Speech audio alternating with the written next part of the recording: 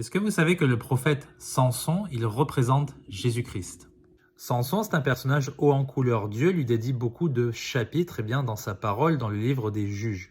Et Samson, ce qui est intéressant, c'est qu'il alterne entre des grandes victoires contre les Philistins, où il les dégomme à tir-larigot, et des périodes où il est complètement idiot. Il fait n'importe quoi. Par exemple, il couche avec une prostituée, il va toucher un cadavre de lion alors qu'en tant que nazaréen, il ne devait pas s'approcher de cadavres.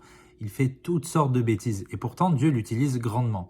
Ce qui est un encouragement pour nous parce que nous aussi, on va faire des bêtises dans notre vie de chrétien, vu que nous ne sommes pas parfaits, mais nous pouvons accomplir de grandes choses par l'Esprit de Dieu. Et justement, à force de faire n'importe quoi, Dieu va le punir, mais il va avoir une mort vraiment humiliante. Mais cependant, Dieu, il va utiliser cette mort pour en fait sauver le peuple. Ça va représenter Jésus-Christ, vous allez voir pourquoi. Donc comment est-ce que Dieu l'a puni? En fait, Samson, il s'est lié avec Delilah, qui fait partie des Philistins, et en fait, elle a insisté pour savoir d'où venait sa force. Et Samson lui a expliqué que ça vient de sa chevelure. Si tu lui coupes les cheveux, il perd toute sa force.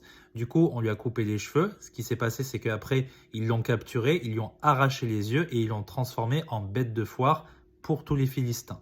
Et ce qui est très intéressant, c'est qu'il a été attaché entre deux poteaux.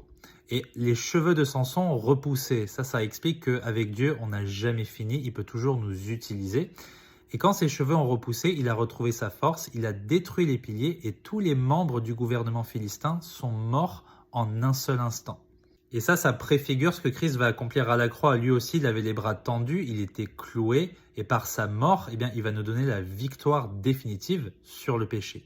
En fait, les Philistins représentaient le péché qui va être détruit en un instant. C'est ce que Christ a accompli à la croix pour nous.